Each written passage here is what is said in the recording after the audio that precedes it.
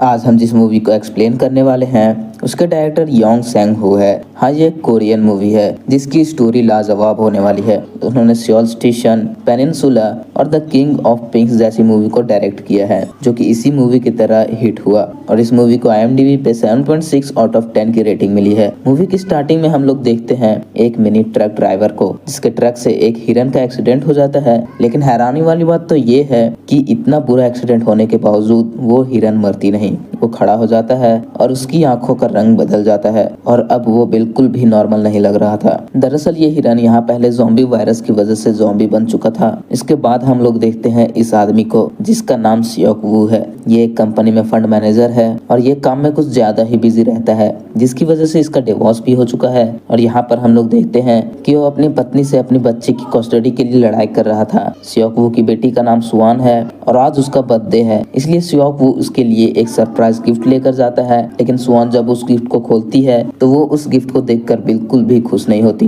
क्योंकि उसके पिता ने जो गिफ्ट अब की बार दिया है वही गिफ्ट उन्होंने पिछली बार भी दिया था। सियोक वू अपने काम में इतना ज्यादा बिजी रहता है कि उसे इस बात का ध्यान ही नहीं था कि वो अपनी बेटी को वही गिफ्ट दोबारा से दे रहा है, इसलिए वो काफी शर्मिंदा भी होता है और उसे इस बात का एहसास भी था। सुआन अपने डैडी से कहती है कि मुझे मॉम से मिलना है। आज सुआन का बर्थडे था इसलिए सियोक वू उसकी माँ के पास जाने के लिए मान जाता है। अगले सीन में हम लोग देखते हैं एक रेलवे स्टेशन का जहाँ पर एक ट्रेन बुसान जाने के लिए लगी होती है। सियोक वू अपनी बेटी के साथ इसी ट्रेन में बैठता है। इस ट्रेन में काफी लोग थे जिसमें एक फुटबॉल टीम के कई सारे प्लेयर्स भी थे और इसी टीम में एक योंगुक नाम का लड़का रहता है जिसकी एक गर्लफ्रेंड होती है और इनकी टीम की चीयर लीडर है और इसका नाम है किंग जिन ही। इसके अलावा इस ट्रेन में 2 बूढ़ी बहनें भी रहती है और एक गरीब होमलेस आदमी भी इसी ट्रेन में रहता है। ये आदमी थोड़ा सनकी सा था। जब इस आदमी से टिकट के बारे में पूछा जाता है तो ये कहता है कि सभी लोग मरने वाले हैं। वहीं इसके अलावा एक और कपल रहता है। ये आदमी एक नॉर्मल आम इंसान की तरह वर्किंग मैन है और इसका नाम है सेंग हुआ। इसके साथ इसकी प्रेग्नेंट बीवी भी है जिसका नाम है स्योंग कायोंग। जब ट्रेन चलने वाली होती है तभी उस ट्रेन में एक ऐसी लड़की घुसती है जिसके पैर पर किसी ने काटा था। तभी थोड़ी देर में वो लड़की नीचे गिर जाती है।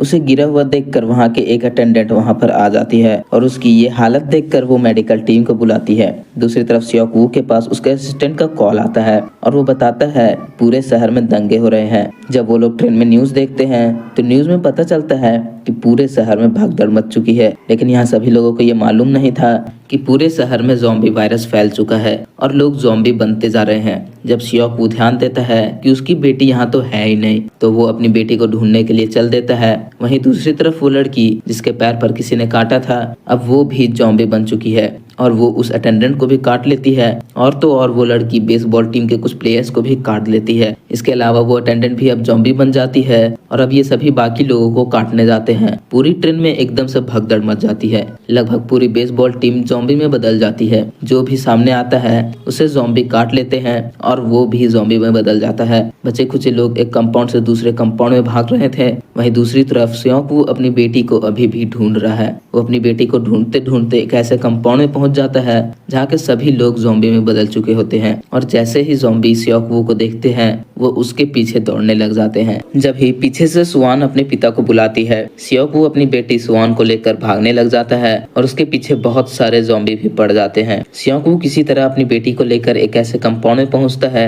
जहाँ के सभी लोग अभी सही सलामत हैं। वो वहाँ पहुंचकर जल्दी से गेट बंद कर देता है। वहीं दूसरी तरफ सेंग हुआन अपनी प्रेग्नेंट बीबी को लेकर किसी तरह ज़ॉम्बी से बचते बचाते उसी कंपाउंड के पास पहुंच जाता है।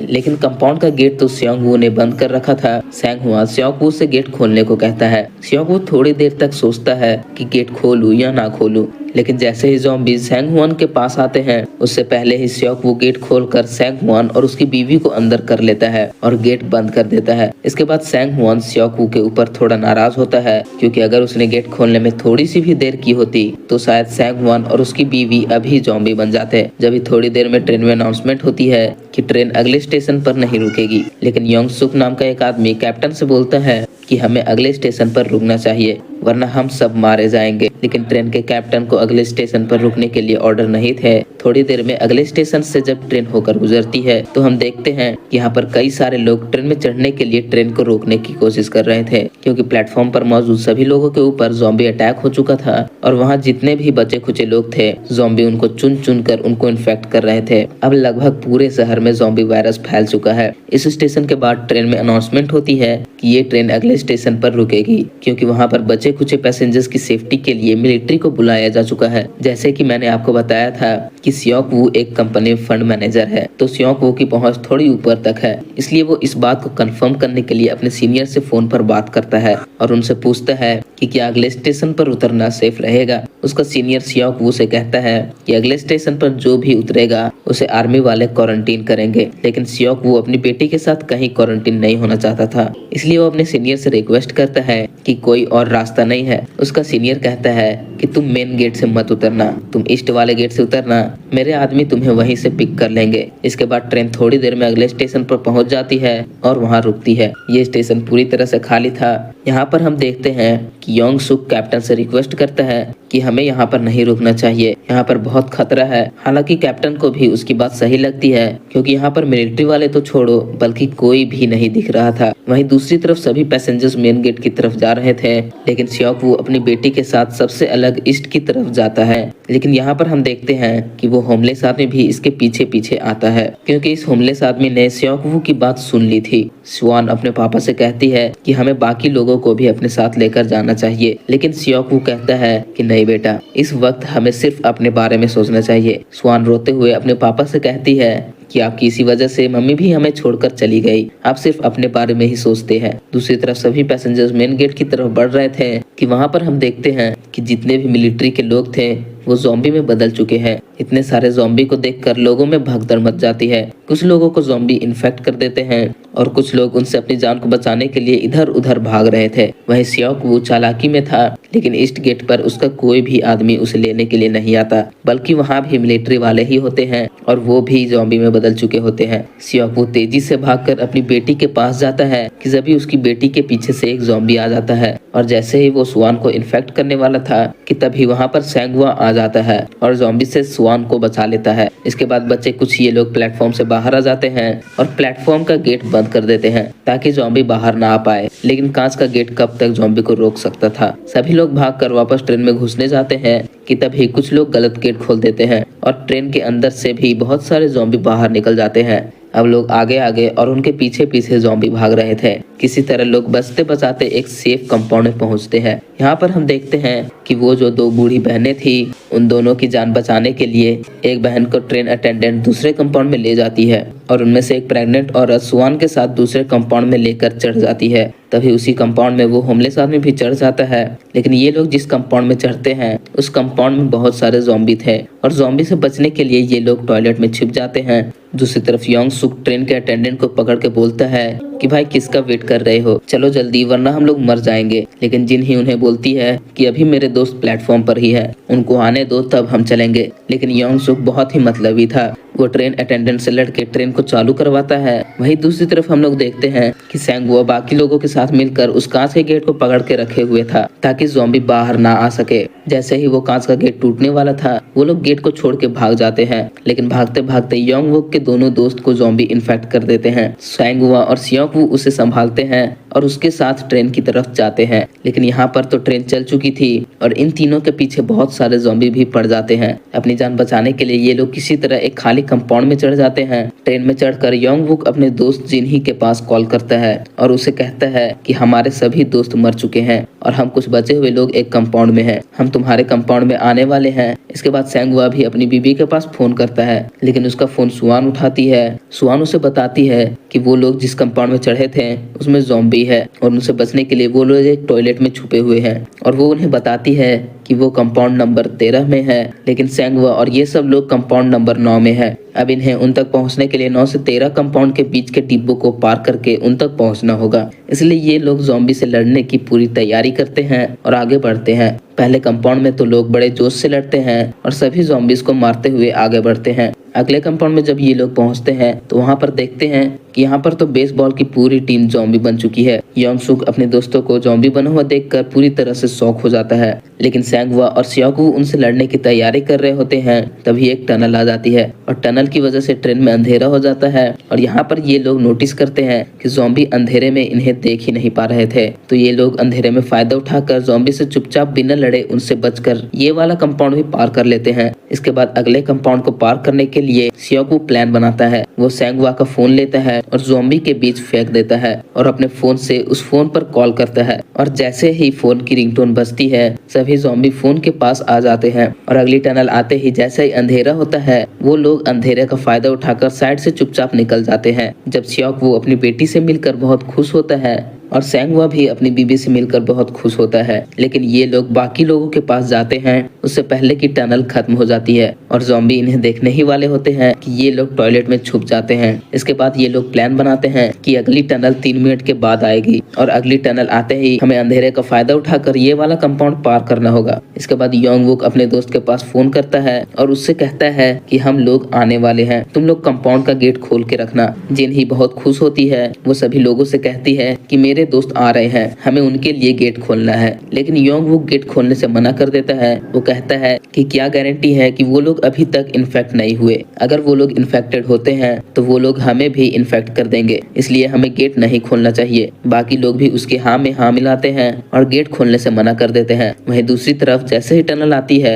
ये लोग अंधेरे का फायदा उठाकर वो कंपाउंड पार कर रहे होते हैं, लेकिन जब तक ये सभी कंपाउंड पार करते हैं तब तक टनल खत्म हो जाती है और ज़ॉम्बी भागकर इनकी तरफ आ जाते हैं। दूसरी तरफ योंग वुक दूसरे कंपाउंड का गेट खुलवाने की कोशिश कर रहा था, लेकिन यहाँ पर योंग सुक की वजह से कोई भी गेट खोलने को राजी नहीं था। एक तरफ सियाकू और सेंगवा ज़ॉम्बी को रोके हुए था तो दूसरी तरफ योंग वुक गेट को खोलने की कोशिश कर रहा था। वही वो बूढ़ी औरत और वो प्रेग्नेंट औरत उसी बच्ची के साथ एक जगह सहमे खड़े हैं, लेकिन दूसरे कंपाउंड में किसी भी इंसान को दया नहीं आती। लेकिन योंग वुक किसी तरह गेट को खोल के उस कंपाउंड में घुस जाता है और बाकी सभी लोग उस कंपाउंड में चले आते हैं, लेकिन उन सभी लोगों की जान बचाने के लिए सेंगवा अपनी जान की परवाह नहीं करता और वो उन ज़ॉम्बी को रोके रखने के लिए वहीं पर रुक जाता है और सियाकू उसे कहता है कि मेरी बीवी का ख्याल रखना। इसके बाद सियाकू उसकी बीवी को लेकर और अपनी बच्ची को लेकर उस कंपाउंड में चला जाता है। यहाँ पर हम देखते हैं कि सभी ज़ॉम्बी गेट को तोड़कर सेंगवा को मार डालते हैं, लेकिन यहाँ सिर्फ सेंगवा ही नहीं मरा था बल्कि यहाँ पर उस बूढ़ी औरत को भी ज़ॉम्बी मार डालते हैं। दूसरे कंपाउंड में पहुंचकर सियाकू योंग सुक के ऊपर काफी गुस्सा करता है। सियाकू उससे कहता है कि अगर तुमने गेट सही समय पर खोल दिया होता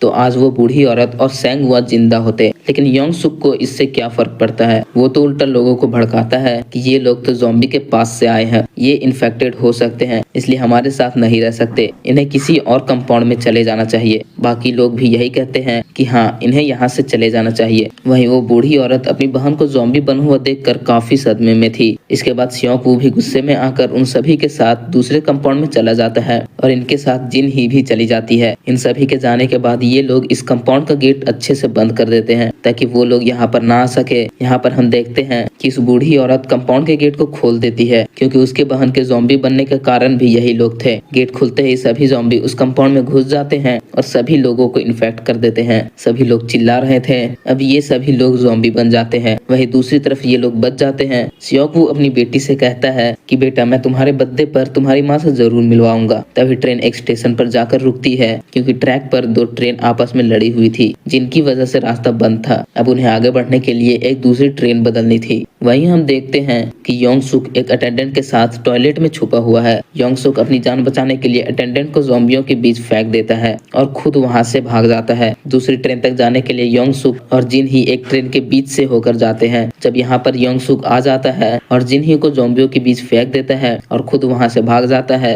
अब जिन ही भी इन्फेक्ट होने की वजह से ज़ॉम्बी बन जाती है। योंग सुक जिन ही से बहुत प्यार करता था, इसलिए वो जिन ही को छोड़कर नहीं जाता। जिन ही उसे काट लेती है और अब योंग सुक भी इन्फेक्ट हो जाता है जब हम लोग देखते हैं कि सामने से एक चलती हुई ट्रेन आती है और वो एक ट्रेन से टकरा जाती है, जिसकी वजह से सियोक वू और वो प्रेग्नेंट औरत एक ज़ॉम्बी से भरी हुई ट्रेन के नीचे फंस जाते हैं। वहीं दूसरी तरफ हम लोग देखते हैं कि कैप्टन एक ट्रेन के पास पहुंच गया है। कैप्टन ट्रेन से उतरकर योंग सुक की मदद करने के लिए जाता है, लेकिन योंग सुक इतना मतलबी था कि वो कैप्टन को भी ज़ॉम्बी के बीच धकेल देता है। वहीं दूसरी तरफ सियोक वू किसी तरह उस ट्रेन से निकलने की कोशिश करता है कि जब तक सभी को बचाने के लिए वो होमलेस आदमी ज़ॉम्बियों को एक तरफ रोक के रखता है और यहाँ पर सियोक वू उस प्रेग्नेंट औरत के साथ और बच्ची के साथ बाहर निकल जाता है, लेकिन वो होमलेस आदमी उन सभी की जान बचाने के लिए वहीं पर रह जाता है। इसके बाद हम लोग देखते हैं कि सियोक वू और वो प्रेग्नेंट औरत सुआन के साथ एक चलती हुई ट्रेन के पीछे दौड़ रहे हैं और उन सभी के पीछे बहुत सारे ज़ॉम्बी दौड़ रहे हैं। इतने सारे ज़ॉम्बी इनका पीछा कर रहे हैं, लेकिन फिर भी ये लोग हिम्मत नहीं हारते और किसी तरह ये लोग ट्रेन पर चढ़ जाते हैं। लेकिन ज़ॉम्बी भी हिम्मत नहीं हारते, वो लोग भी ट्रेन पर लटक जाते हैं,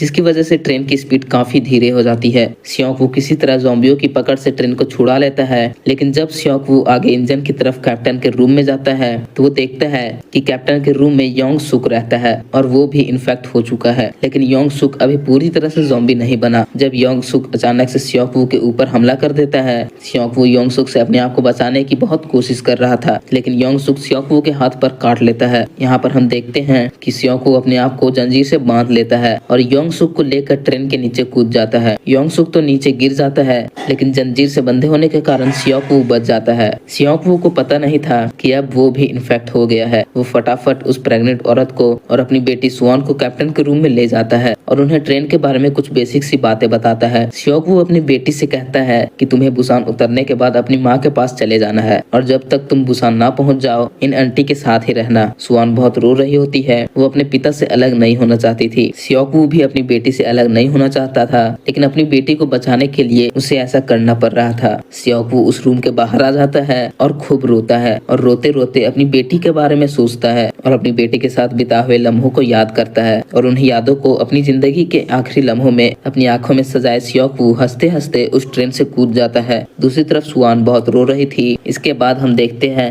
कि थोड़ी देर के बाद वो ट्रेन बुसान स्टेशन पहुंच जाती है। यहाँ पर ये दोनों ट्रेन से उतरते हैं और एक टनल से होकर आगे बढ़ते जाते हैं, जहाँ पर बहुत सारे मिलिट्री वाले बैठे हुए थे। मिलिट्री वाले जब इन्हें देखते हैं तो वो समझ नहीं पाते कि ये नॉर्मल इंसान है या कोई इन्फेक्टेड ज़ॉम्बी, इसलिए वो लोग तय करते हैं कि इन्हें गोली से उड़ा दिया जाए। जैसे ही वो लोग गोली चलाने वाले थे कि तभी सुआन वही पोयम गाती है जो वो अपने पिता को सुनाने वाली थी। मिलिट्री वाले ये समझ जाते हैं कि ये लोग नॉर्मल इंसान है और वो लोग इन दोनों को रेस्क्यू कर लेते हैं। दोस्तों ये मूवी कई सारे इमोशनल सीन्स से भरी हुई है। आप मेरे कमेंट में बताना कि आपको सबसे प्यारा सीन कौन सा लगा और ऐसे ही मूवी देखने के लिए चैनल को सब्सक्राइब कर लेना। तो मिलते हैं अगले वीडियो में।